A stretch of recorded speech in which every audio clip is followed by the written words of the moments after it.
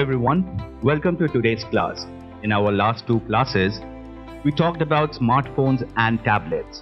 Today, we are going to talk about the most important information and communication technology tool, that is computer and parts of the computer. So let's start our session. Computer comes in two main types, desktop and laptop. Desktops are powerful and stay in one place with a separate monitor, keyboard and mouse. Laptops, on the other hand, are portable all-in-one machine with a built-in screen, keyboard and touchpad, making them perfect for working and carry it anywhere. Let's start with part of computers. A computer system is a programmable machine designed to store and retrieve information and perform arithmetic and logical operation to produce meaningful result in desired format. It consists of three main units. Number one is the input unit. This is like your voice when talking to a computer. You use a keyboard, mouse, scanner or even a microphone to tell the computer what you want it to do. Second is the central processing unit known as CPU. Think of this as computer's brain. It gets your instruction from the input unit like what game to play or what picture to show you. The CPU then tells the other part of the computer what to do to follow your instructions.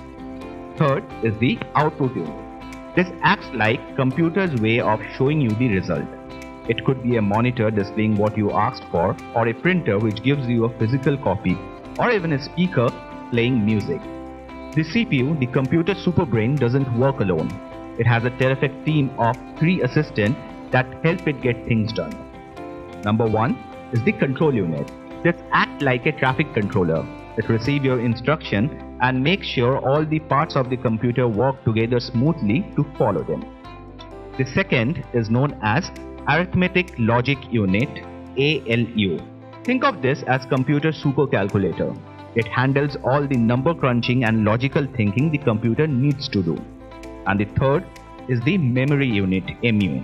This is like the computer's short-term memory. It stores the instruction and data that CPU needs right away, like a small notebook the traffic controller and calculator use while working on your task. Now let's talk about how we talk with computer. These tools are called input devices and they help us to tell the computer what to do. The most common one is the keyboard, used for typing letters, numbers and special instructions. Then comes mouse. Think of it as a tiny remote for your computer screen. You use it to point, click and navigate around what you see on the monitor. Want to record your voice? A microphone is your friend. Lets you talk to the computer. Some computers even have built-in webcams, tiny camera to capture videos, or you can connect external webcam for meetings and video conferencing. Need to turn a physical document into something that computer can understand? A scanner comes to the rescue. Imagine having a college application form. You can scan it and send it electronically instead of mailing the paper copy. Similarly, output devices are the computer's way of showing you the result of its work, like a projector displaying a movie. The most common one is the monitor, like the TV screen you might have at your home. It displays information, pictures and even videos. Want a physical copy of something? A printer is your buddy. It takes what's the computer screen and turn it into printed page, a hard copy. Love listening to music? Speakers are tiny voice of your computer, letting you hear sounds and music. Just like input devices, output devices can be separated apart or built right into the computer itself. Your computer is a fantastic tool, but sometimes it needs some extra help. This extra help comes from this input and output devices, which is also known as peripheral devices. These are just some of the many peripheral devices that can extend your computer's capability and help you interact with it in different ways. Another important peripheral device which is commonly used as an ICT tool is barcode reader and barcode scanner. They can instantly recognize any item with pattern lines or square in it. These lines are like a secret code for each item, and the scanner uses a light to read the code and tell the computer what it is. Barcode scanners are commonly used in libraries, hospitals, warehouse to keep track of things. They are tiny code crackers that make things easier for everyone. These are just a few examples, and there are many more peripheral devices available. They all work together to make your computer a truly versatile tool. Though these tools are important, but the most important tool of a computer is its CPU, that is Central Processing Unit. The CPU is the brain of a computer just like yours. When you see something like a math problem, your brain figures it out and tells the hand to write the answer. Similarly, the CPU receives instruction from the keyboard, which is an input device, crunches the number, that is the process device, and shows the answer on a screen or print it out in an output device. There are three main parts of the CPU. Number one is the control unit. It acts like a receiver and manager of a company. It receives input from user and controls different parts to do the operations required. Second is the processing unit. It acts as an accountant of a company and performs all the mathematical and logical calculation. The third is the memory unit. It acts as the storage room of the company where data is stored, temporary RAM, as well as for a long time, which is known as ROM. Now let us talk about the computer's memory: RAM, random access memory, and ROM, read-only memory. RAM, the short-term memory. RAM is like your short-term memory. It is where your computer stores information it's currently using. For example, when you are playing a game, the game's data is stored in RAM, or when you are writing a story, the words you type are stored in RAM. Important thing, RAM is fast, but it's also forgetful. When you turn off your computer, everything in RAM is lost. Your speed of computer is also dependent how much RAM you are using on your computer. ROM, the long-term memory. ROM is like your long-term memory. It stores important information that computers need to start up and run. This information is permanent and doesn't go away when you turn off your computer. ROM is slower than RAM, but it's very reliable. Think of it this way. RAM is like the scratch paper you use to do maths problem. You write number on it, but when you are done, you throw it away. ROM is like your notebook where you write important notes. You can look at these notes anytime. Along with RAM and ROM, there is another type of memory used in your computer. They are known as flash memory. This is like a handy container you can use to store data.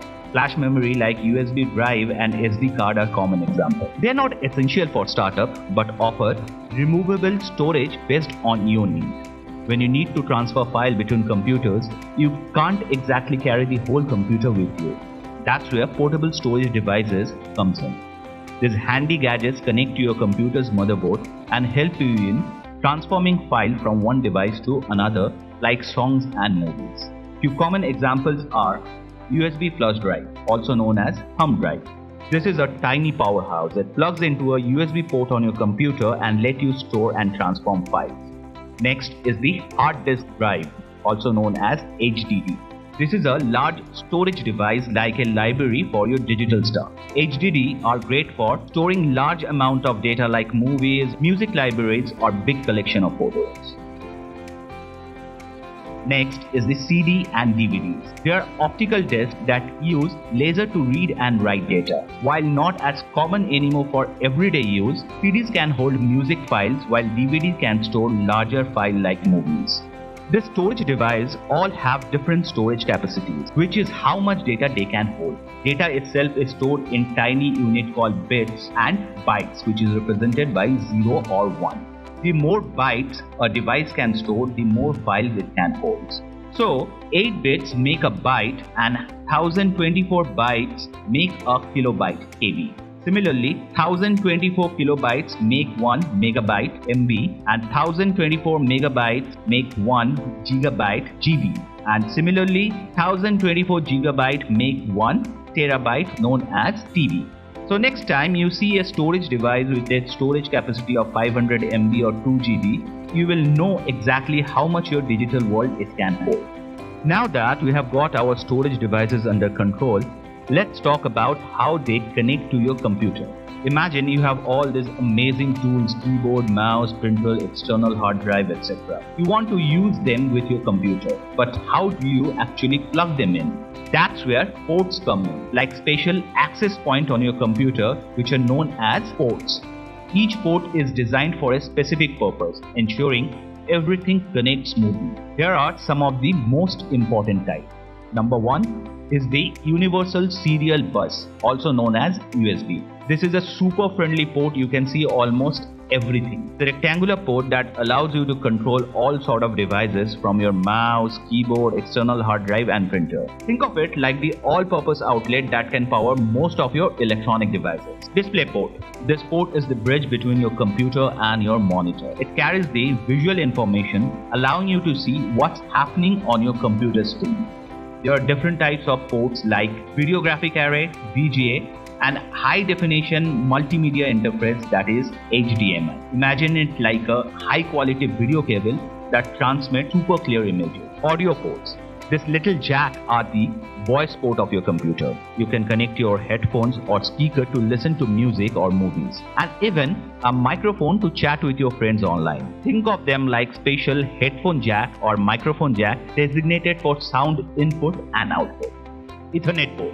This port connects your computer to a wired network like the internet or connecting one computer with another computer. And finally, the most important port of all is the power port. This is where you connect your computer's power cord to supply the electricity it needs to run. Without this connection, your computer world will be just a dark screen, unable to do anything. With this port, you can connect all the input and output devices to your computer. We have explored the amazing world inside of computer. CPU that crunches number, and the memory, RAM and ROM that store information. But how do all these parts work together?